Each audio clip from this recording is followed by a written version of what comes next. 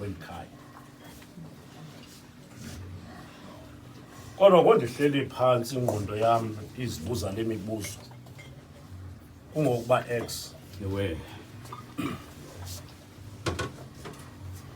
uyazi elikhaya silapha kulo wake kwakho ivenkile wake kwakukho iteksi apha mamgcina ilikhaya eli eli-well known ngenxa yale shop yayilapha isithi ukwandlovu sidlekhaya.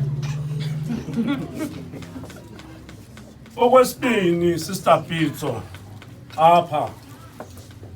uyothi uba eli xhego lalapha libe neeteksi umama lapha ethengisa kule shop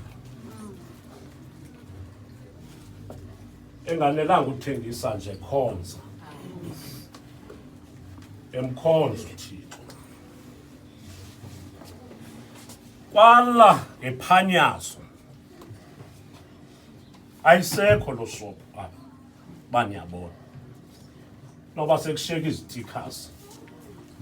ezichaza into yoba kwakukho ishop apha Belekazi. Nangoku ezaa teksi noba utata uNdlovu nanjengoko ndiyibonile ibikhona enye utata uNdlovu ukhona afikelela kulaa 46 chazwa kulo emveni kwethuba uThixo wamane ezibuyisa izinto kancinci kancinci. Makabonge uThixo. Amen. Uwezo ke uthi mandithi apha kuni ke kuyenzeka family yasekhaya into ukuthi xa sinika izinto zonke kwaye zisifanele kodwa singanamatheli kakhulu kwezi zinto Pitso, kodwa eyona nto isigcinayo nesenza sibe rooted kuThixo kuba sisazi into yoba ezi zinto zezalapha emhlabeni kwaye ziyaguga zilahleke. Hayi man, makabonge uThixo. Amen. Kodwa ndithi kuni lahlale elikhaya limbunguzelele uThixo even if azisekho ezi zinto. Rhamente engcwele kaThixo zemke ezi zinto mani kweli lizwe uthi omnye umbhali ngoba kweli lizwe family yakwaNdlovu hayi mani uthi uba unezinto ezibonwa ngabantu thiza Pitso uhlonitshwe nanguthathatha ngoba kaloku unezinto ezibonakalayo. Kakade Belekazi lilizwe lokukhayisa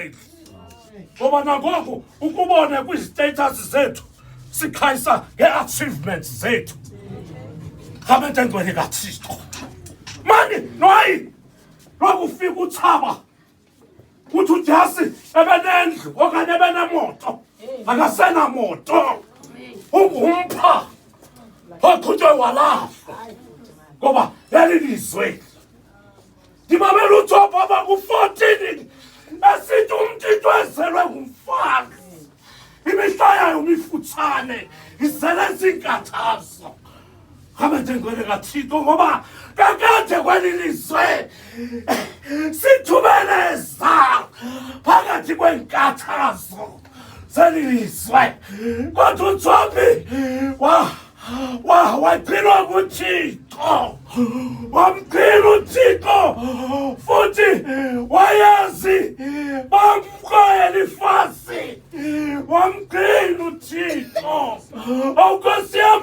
wamgcina uThixo wamgcina wathi Thixo bendikuva ngendlebe amehlo abakubonile ngoba wena Thixo akuthethileyo uyakwenza wena Thixo namandla amakhulu. Psalm uJobi ku-46 xa zibuya zonke izinto ingxaka simbalisa u-46. Nkosi yam sifocusa apha ko-chapter 1 entlungwini le nto intlungu hayi man ayonto i-permanent into etemporary enzihlupha sizowuthwapha kuni Nkosi yami kudala sithethe imini yonke namhlanje dala sithethe kodwa nje into besizonixelela yona intoba akhona amangqina elizwe kodwa likhona elisemazulwini ndimamele nwaye apha e-TV kukho umuntu ebezawungqina kule court yase-Wynberg kukho umuntu ebezawungqina apha Fokajasi akalenzi ixesha wa-athekwa wabulawa kule ndawo besicimba isafe wabulawa phaa ekhothi lo mntu nayi uthi uzuyibona okwesibini le nto yamanqina uba unemali kweli lizwe Nkosi yami wena ngoyena mntu safe kweli lizwe kodwa uba ulihlwempu elifana nam Nkosi yami wena kweli lizwe awukho safe ngoba money talks kweli lizwe ngoba uthi uzuyibone le nto uba money talks uve xa bebiza amagqwetha abo azobathethela kubizwa amakhulu esingawa-afodiyo kodwa thina sinalo eli lezulu igqwetha athi omnye umbhala kozeli akalali ungumgqili kaSirayeli ndevonyana bakakora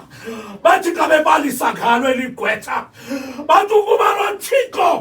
nguThixo wethu ngona phakade yena uzawusikhapha mani kude kube sekufeni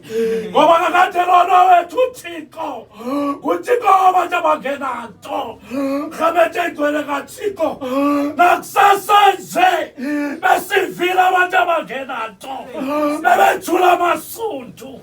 bethula izinto ngoba kaloku abananto kodwa sevile kwemini nje sizotapha lusapho lokwaphuza lona uThixo ndivomnye umbhali xa ebalisa ngaye esithi hlalani kumzo iYerusalem nina nithi nabathiswe amandla avele enkosini hayi masigqibe andigqibe ke ndithi ethuna Bhelekazi uPlomntana awugqibezela ngomso le nto besiyenza awugqibezela ngomso lusapho lakwaphuza sizothi ngoku besizothi uThixo khona kwayingqina lethu ingathatha amangqina afana nomzalwane uJasi niye kwelo lisemazulwini Thixo ke makaligcine njanibona nidina anibumbu Thixo anigcine anilondoloze ngoba oko nivukile kuzomisa uThixo okugqibela Sister Bosa utatwena akekho nabantwana ingakulingeli ube nedrama ukumkaka mama wethu isibonelo nako umbakazi phaa bashiywa phaa ngumama wabo nosista wakhe nikhona nibukele asanga sayiva idrama andicela ke ndiyanazi emna ke andingulo mntu ke uyithi baxelela ngqo xa bephakathi hayi ndicela ke bantwana bakhe emveni koba ningcwabile please ihlala utata lapha ke ngumntu ke uligqirha nakuya nako kodwa uThixo umthembile kakhulu xelele ke naye apha emini ndathi jonga bengathi enza kakhulu kwezinto zakho zenza kodwa uThixo umthembe Thixo makanigcine ke bazalwane anithande mzalwane uJasi bekukuthetha nje nami nabantwana bethuna kwekhaya